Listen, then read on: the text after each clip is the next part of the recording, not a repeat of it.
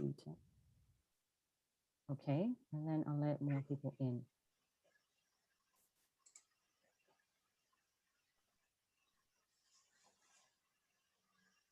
Okay. Hi, Kamini. Thank you very much for joining us today. Really glad to have you. So a little bit about us organization, a partnership group. We help women around London to find work, to get a way to get into education and get more job ready. So over to you. Tell us a little bit about you and a few reasons to show us why you would inspire another woman. Over to you. Hi, Nina. Thank you for that. First of all, I'm honoured to be here today and to be considered a potentially inspirational woman, of course. Before I talk about myself, I will talk about 3 of the inspiring women in my life, partly because I think sort of the members of this group might sort of resonate with some of what they hear about the people around me more, maybe even more than they do with my history. So I'll start with my mum, really. She was born in India, born in poverty, really, sort of had sort of one good set of clothes and one sort of day-to-day set of clothes. She started school when she was about 5, but her mum had to take her out of school at 7 so that she could look after her younger brother. So she had no education. She didn't know how to read and write in Gujarati, let alone in English. And she came to the UK when she was aged 16 and she was working. You know, she worked from the age of 7 in India, all sorts of jobs, all sorts of labouring jobs. Came to the UK and was doing all sorts of jobs here. She got married at 17 and had children, and she spent her time bringing up children. But over the years, she's taught herself English. She's taught herself to read and write in English and Gujarati. And more recently, over the last year especially, she's taught herself how to use a smartphone and a tablet. I mean, I say taught herself, it's taken a lot of patience with us all helping her, but it's incredible when you think of the journey she's been through and you know, just how hard she's had to work and has been able to work and what she's been able to achieve through that. And then my oldest sister, you know, she was the first in our family to go to university. So when everybody around her from the community was getting married, because that was the expectation, you finish college, you get married. She pushed, she went to university, she lived away from home for university. And then when she came back, she still didn't go down the traditional route. She traveled all around the world, and that definitely paved the way for me. And my other sister, she has she's diabetic herself. She has a daughter with a serious illness, health condition. Despite, you know, they spend weeks at a time in hospital, and yet my sister, you know, she manages to have a successful career. She has you know, she has a great sort of family around her, and she sort of volunteers to support other parents in a similar position to us. So first of all, you know, I think we all kind of come from the world around us, and for some of us, there's lots of kind of positives and opportunities there. But I do also recognize that not everyone has the same opportunities, no matter how hard they've tried, how hard they've worked. So it's kind of, I know I'm very lucky with the chances I've had. So about me, you know, with that sort of history behind my immediate family, I was very lucky. It was just a given that I would have an education. I would go to school, I would get A-levels, and I would go to university. And even though we had to pay some fees, it's nowhere near the fees that are expected now. It was just a given that I could go and get a degree level education.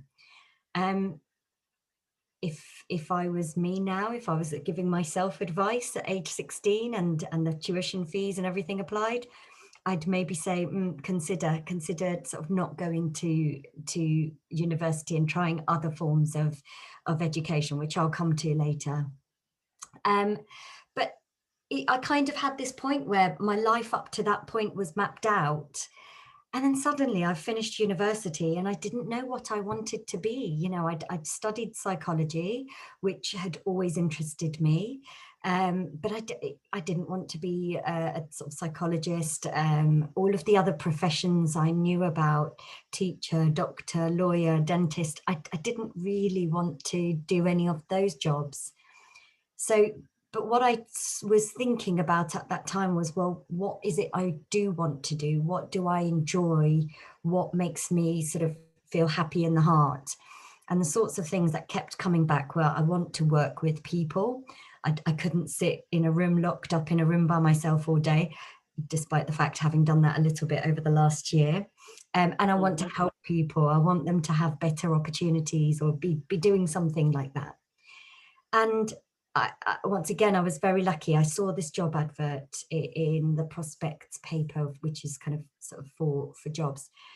And it was the perfect, you know, everything about this advert was just sort of perfect for me. So I was helping long-term unemployed people in Hammersmith and Fulham to get a job. And similar to you, Nina, really, you know, working with people who had been struggling for some time to get to work, to find a job. And I wasn't immediately good at it. I was 21. I didn't have the life experience to know that somebody who is in a bit of a crisis situation with their housing is going to struggle to look for or hold down a job. Somebody who's in debt, when all the benefits stop, it's going to be harder for them to be better off in work than they are on benefits. For somebody who has children and care responsibilities, it's hard to find jobs that fit around all of those responsibilities. If somebody's ended up in a difficult situation with drugs and alcohol, it's really hard for them to focus, to get an opportunity to, even if they really, really want to stop, it's a bit of a cycle. So I had to learn about all of the challenges that people face when looking for jobs. And then I had to kind of break that down. So help them to address those challenges so that they could focus on making job applications, writing good CVs and good job applications, and doing and presenting well at interviews. That once you'd sort of got through all the other bits, that was the easier part. But quite often people get themselves a job when all of those other things have been covered, but it's really hard to do that. So through this job, I think sort of the things, while I wasn't naturally good at that job immediately, the things that got me through, the things that I was very good at were connecting with people, listening, being able to empathize about what was happening in their life that was making it difficult for them to achieve their goals, what it was that would make the small differences that made the first step and then the next step and then the next step. And I was also very good at building partnerships with other organizations that could help. I didn't need to be the housing expert. I didn't need to be the drug and alcohol counselor. I just needed to know what services were out there and to help those people to be able to get that support. I was also really good at working with my colleagues. I was really good at sharing ideas, learning from them, helping them with things that I was good at, creating a fun and positive working environment. And I used to talk about the successes. You know, I did a couple of different roles in that company, and I used to share the good news stories about the people who moved into work, or all the referrals we were getting from partner agencies as a result of my partnership work. I was creating these good news stories so that everybody else could hear about them. And that really meant that when one of the senior managers of that company moved to a different company, he was kind of headhunting a few people, wanted to take them to the next company. And because I'd made myself, you know, known through sort of positive energy and sharing the successes, he knew of me to then sort of think of me for a role that would be perfect for me. And so, you know, suddenly I didn't even have to apply for the job. I just met up with an ex-colleague and found out a little bit about it, and kind of, you know, got sort of was interested enough to go ahead. And it was a risk. It was a risk to leave an established company that I'd been doing really well at for the last 5 years, to go to somewhere completely new that wasn't even really properly set up yet. But I took the risk. It was a good chance to progress my career. Definitely a good chance to increase my responsibilities and salary. And I think once I'd taken that risk once, it became easier to do it again and again. And, my mum always despaired. She worked as a cleaner in my primary school for 35 years before she retired, maybe even 40 years. And she just didn't understand why I kept changing jobs. And she saw uncertainty in that. But actually it's sort of more common now to move around a fair bit and to progress your career, to try different things, move sideways. For me, once I'd done it once, that just became more and more natural. So after that, I moved around to a few different roles. So securing funding from government. We were bidding for sort of £50 million contracts from government to run different services. Working, once again, my role was to develop partnerships with organisations that we could work with to make that a success. Since my first job, I'd been really interested in and sort of helping people who had a criminal record, criminal history, especially because of how hard they found it to get a chance. Once you've got that mark on your record, it just is that little bit harder to then get a chance when you want to turn your life around. So I did some work around sort of prison and probation services. And then sort of around that time, government was making cuts to public services and my sector was impacted. And I was made redundant from a role. And it was by far the worst point of my career. The day I found out that I wasn't going to be continuing in that role was really devastating for me. And the worst thing about it was kind of early mornings when I was still in bed and I could hear everyone getting ready for work and going to work for the day. I really, really hated that. But, I wallowed for a day. I think I spent a day kind of crying and watching TV and just sort of feeling sorry for myself and not talking to anyone. Next day, got up, contacted everyone I knew to let them know that I was sort of looking for a job. And I made 3 applications per day.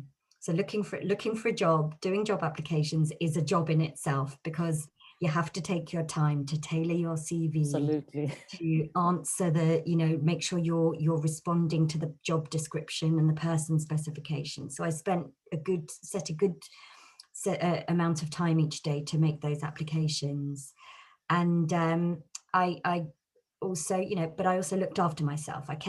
Even though I was kind of thinking, right, financially, what do I do? Where do I start making some cuts to my budget?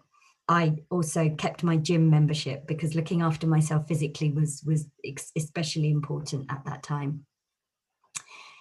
And I make it sound like there was this really long, tough period, but within 3 weeks, I had a job offer. And this was once again through an ex-contact, somebody I'd worked with before, who was now at a different company. And he told me about an opportunity at Brent Council, where I would be running some employment services. So back to the employment services sector. And this was my first experience of managing people. I was very lucky. I was able to set up one of the teams from scratch. So I recruited that team and really set the team culture. Other teams I was inheriting, and there were different challenges there, making sure that I understood what they were working to, what their strengths were, what their hopes and aspirations were, so that I could be a good manager and support them to succeed. And it was a bit of a transition, going from being the person that does the job to then being the person that leads others to do the job, so that you can take a forward look and look around a little bit more. But I loved it. I loved sort of managing teams and seeing them succeed and seeing them grow. at this job, it's worth pointing out that I also met my husband. Not that I advocate, workplace dating in all cases, but it did happen that I met my husband at Brent Council. And working in the local authority also it increased my interest in politics and made me more active in local politics. And it was through that I was put in touch with Andy at UPG. And a trustee position came up, and that's when I first became a trustee at UPG. And so really, while the redundancy was the worst point of my career, all of the positives that came out of it are actually incredible. What that's given me in terms of sort of just personal life, volunteering, everything. So I think sort of for me there, that keeping a positive attitude, as hard as that was sort of a huge benefit. So just moving on a little bit, I did a couple of other jobs in between. And then another ex-colleague told me about a company that he was setting up called Corndow. And there were changes to the way government was funding apprenticeships. And large employers now pay a levy, a tax, which goes towards a training budget for them to use. So, and where, I used to think of apprenticeships as kind of mechanics, plumbers, construction, early careers. They're actually there for people at all stages of their career. And they go from, those very much first job, entry level jobs, all the way through to degrees and masters. And while there is some controversy, because why should managers go on management degree apprenticeships and get it funded? But the idea here is really to get employers to invest in the skills of the working population and to keep improving those skills. What's considered good practice in management and leadership now is quite different from what it was 30 years ago. Leadership styles were quite different. We actually care about emotional intelligence now. Likewise, digital skills, data analytics, software engineering, while they've been around for a long time, the need and the demand for those skills has grown a huge amount in companies, and there is a skills shortage. So what we do is we help people at all stages of their career to develop their skills and continue to build their skills that are relevant to the world of work now and in the future as it keeps changing. And I was one of 5 people in the business development team at the start when I joined 4 years ago. In fact, I was the one woman out of a team of 5 business development directors, and I was the one person of minority ethnic background in that group. And I was lucky. The team is very kind of inclusive. There was none of that, banter, no sexist banter. Anytime sort of something was said, I was very comfortably able to challenge the views, and they wanted to learn and they wanted to develop and grow. So very lucky there, but I was very conscious that sort of a position of being a minority in that team. So when we were growing the team, we made very conscious decision to make sure that we were recruiting more women, more people from minority ethnic backgrounds, more people from different educational backgrounds. And I'm really proud, that the team is now about 30 strong, and it's a really diverse team. It's considered a diverse team in the company. And I'm really proud of that as the person who sort of who leads that. Also really proud of our achievements. We've gone from having no customers and no learners on our programs to now working with 200 of the largest businesses in the UK and having 9,000 learners on our program. Why am I saying this? It's once again, it's important to celebrate your successes. I can be humble with the rest of them, but I am really proud of what I've achieved in my work, in my career. But alongside that, what I'm really proud of at where I am now is the culture we've developed. And it's, first of all, I get to help people to transform their careers. Secondly, I've got a team. I've built a team that's Now the wax is pumped into this device. But we also have lots of flexibility. You know, I've got a target. I have a target that I have to achieve. It's tens of millions of pounds that I sell, you know, and I've got this team to deliver that. But I go swimming in the mornings. So if I'm going into the office, there's no way I can get in for 9 o'clock. My employer doesn't mind, you know, because I get the job done. Our annual leave policy is unlimited annual leave. You have a target, you know how you're doing against that, take the time you need. You know, you don't have to book half a day because you've got a doctor's appointment. Go to your doctor's appointment, and if you want to continue afterwards, continue. If you don't want to continue, that's fine. Do your work when you can. Take your time out to go and pick your children up, go to the school play, whatever you need to do but get the job done. And that's all very clear, and we have very open and frank conversations about performance, how everyone's doing against that, what they need to be doing more of, and then just sort of making sure we're all looking after ourselves. So that's where I am now.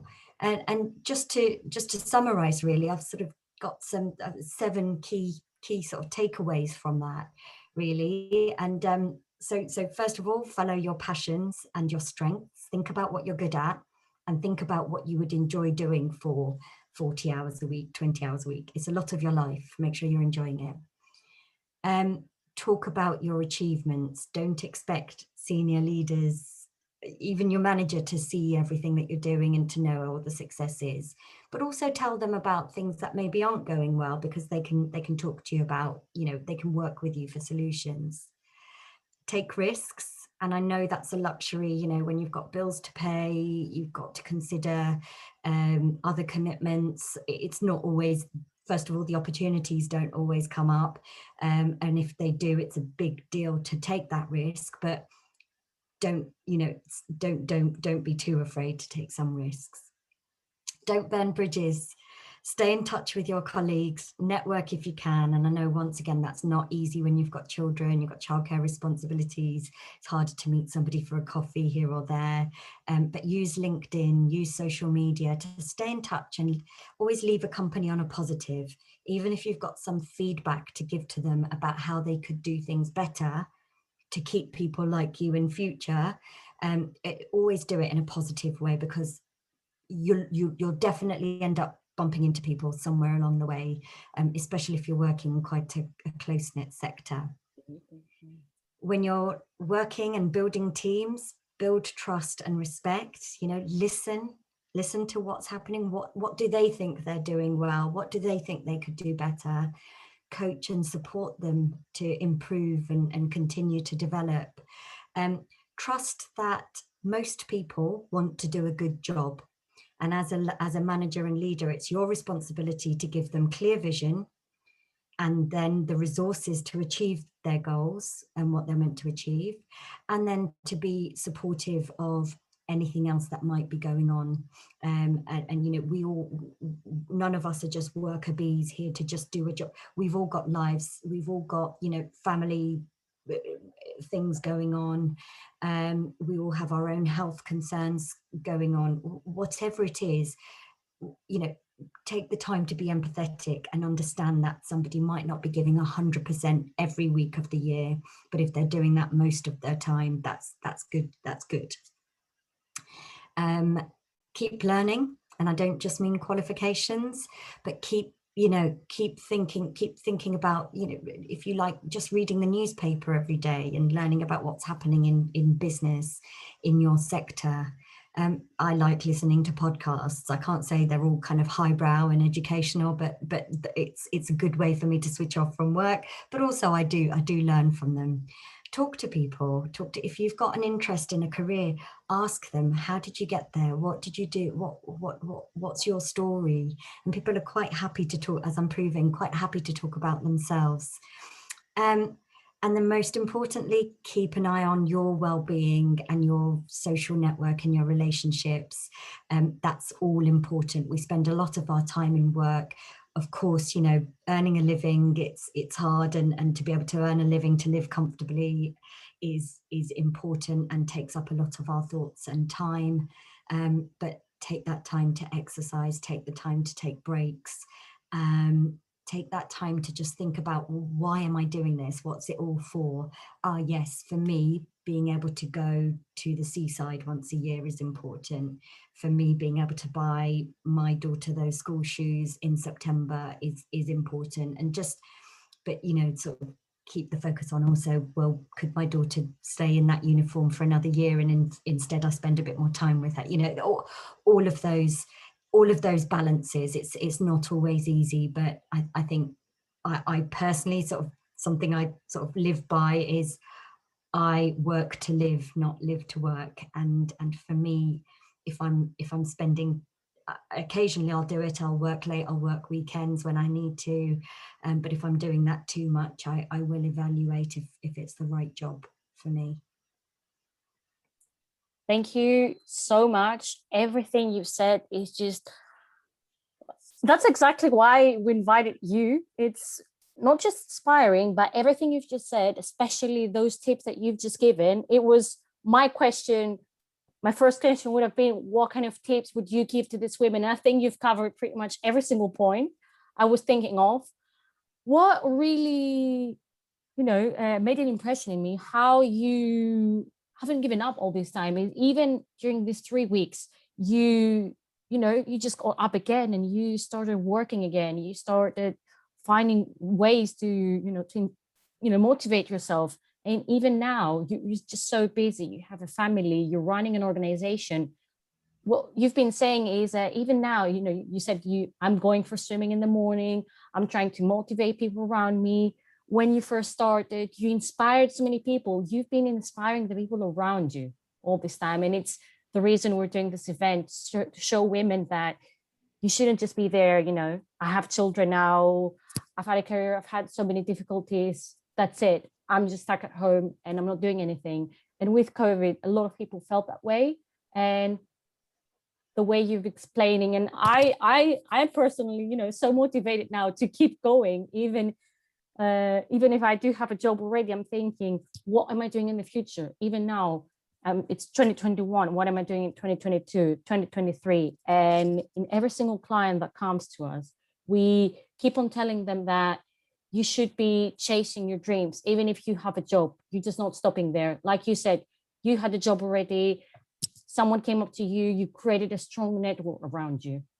That has really made a difference in your career. You have a network, people are supporting you, you're supporting now your team. It's just relationships. Work is not just, I have a few tasks on my computer, I get them done. I have an Excel spreadsheet, I get it done by 5, I'm going home. No, I'm creating more relationships. I'm talking to people. I'm asking for feedback. I'm giving feedback. And right now, having you here is just a blessing, because it's a proof that how women are just going forward, how in the next few years we'll have more women in leadership. And you going from a position, as an employment advisor, like I was myself, you've just showed me now how many possibilities I might have in the future. Maybe not in 5 years' time, maybe in 10 years' time, even 20 years' time. It just shows me that I have a lot to look forward. And I think the people that are with us now, the people that are gonna listen to us in the recording of this video, I think they will get inspired and they will think of their career in a different way. Our career is interchangeable with who we are as a person. And I think that's what you've just shown us now, that you need to be yourself in your job. You need to be, as a professional, someone that connects in a way that goes beyond professional relationship. It goes, like you said, you coach the people that you work with. You want them to be better. If they are going better, you will be doing better. And I think that the ladies that come into our project, they create such great relationships, and then they come and they volunteer for us. We actually have right now a lady who is as an advisor, I have an assistant, and she is helping me and my manager into doing most of the admin for the project. So she's working with us now. So she came, she volunteered with us in the organization. Now she is working part-time, and she's shown us how dedicated she was in the project. And I really appreciate that. And that's what I expect from the women that come to us, you know, and they can see you right now having a full-time job and taking time to come here and talk to us. You have so many things to do at the same time. You've got children, you've got your family, running an organization, and you're here to talk to us, you know, talk about the women around you, your mother, how, I mean, I was so inspired. You just said she taught herself English. I mean, she helped you to get where you are now. You know, she, like you said, even if you know, you, for her, you changed jobs a few times, but you've shown her how important it is to support the children around us, how our children, how your sisters did so well. I mean, it's just impressive to me. So I just wanted to ask the ladies who are here now if they have any questions for us about, you know, have any questions to you, if they want to just tell us a little bit about how what they've learned. I'm more than happy, you know, on the comment section. I'll give you another, let's say 5 minutes if any of you want to ask a question or say anything, but I think while the ladies think about their questions and type them in, or sort of, I'm happy to sort of take them verbally as well. I don't have children, and I think so it's really important, you know, I don't have children by choice, and that's, you know, one of my friends said to me once, she said, oh, it's because you're a career woman. I said, no, it's, you know, I've got lots of reasons why I don't want children, but my career isn't everything. I don't want, you know, I don't want my life to be about my career. I want my life to be about sort of making a difference, enjoying my work, but having lots of connections and friendships, and being a good auntie. I'm a great auntie. And I think we just, the reason I wanted to clarify that is, you know, I think sometimes it can be alienating when it seems like someone's doing everything. You know, I don't think I'd be swimming every morning if I had children, because I'd be getting them ready for school. So I think we just have to be careful not to compare ourselves to others. Sort of, you know, when I was in my 20s and I had been doing the same job for about 4 years, I remember seeing all these people progressing to the management jobs, and I kept going for these management jobs thinking I should be doing that. But I wasn't ready. It wasn't the right time for me. And it wasn't until I'd built up a bit more experience that it was the right time. And I think it's sort of, I think you just have to sort of push yourself and drive yourself, but not kind of worry about what other people are doing. And I think it's quite rare for somebody to be doing everything brilliantly all the time. I just don't think that's possible. So, you know, if I'm working late because there's a big project on, I know I'm not seeing my friends and checking in with them and my family as much, or I'm not eating as well. If I get the balance back there, you know, it's all about getting the right balance that works for you, and looking after yourself. yeah, I think it is what I was trying to get to, is that we have a lot of women that they think that a career is just something that, you know, a woman can't do. Yeah.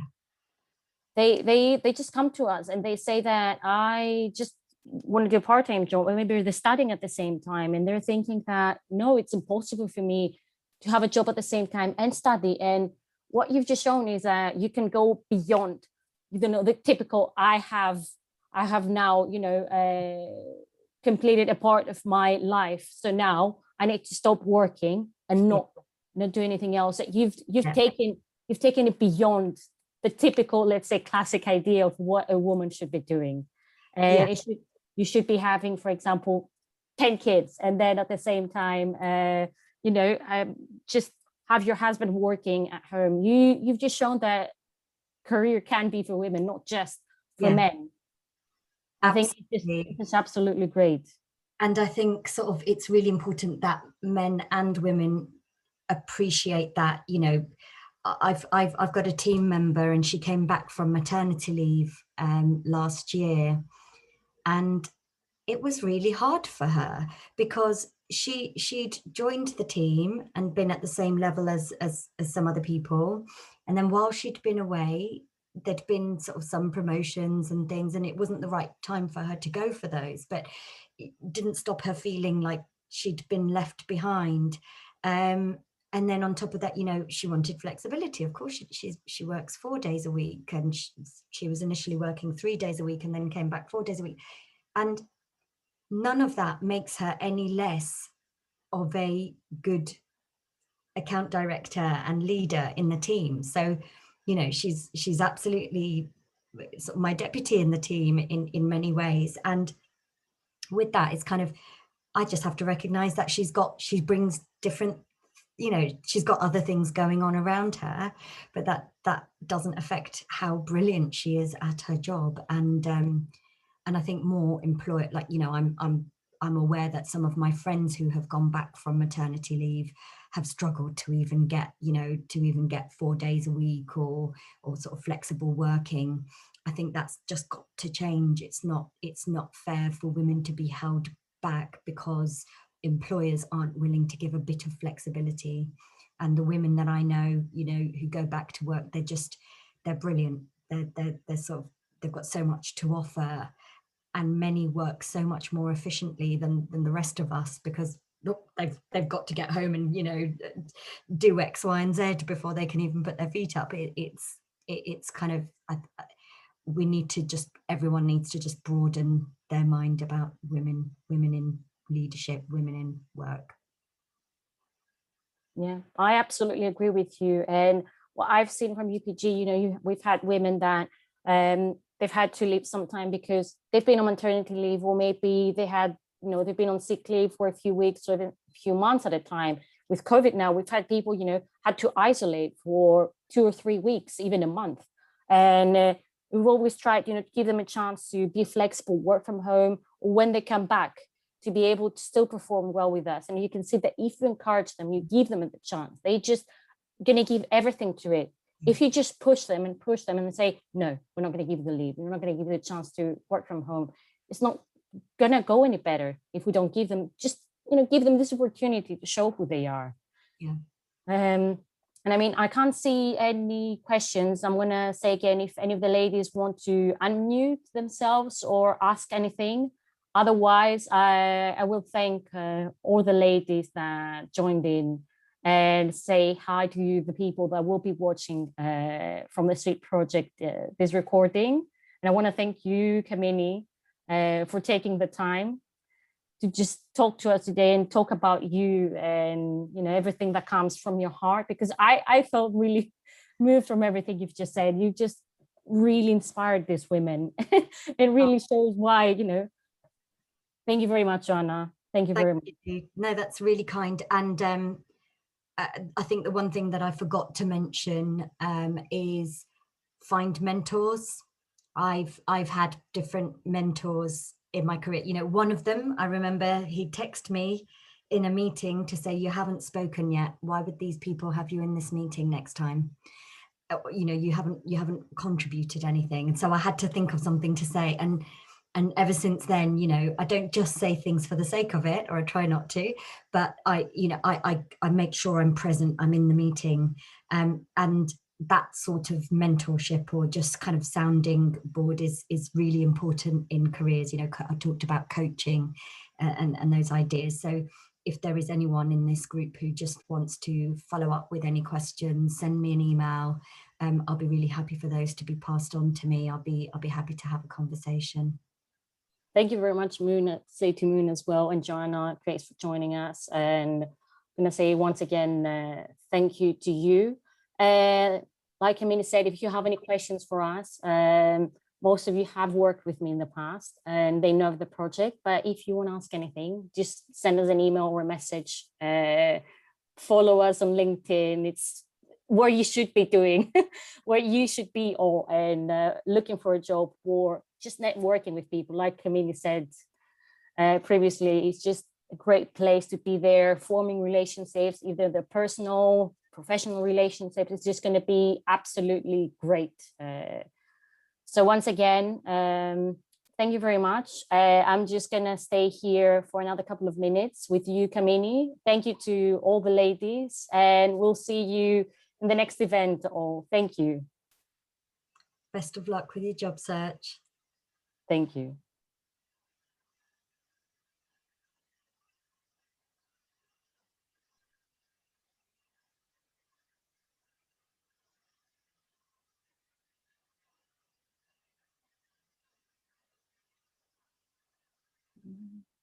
recording.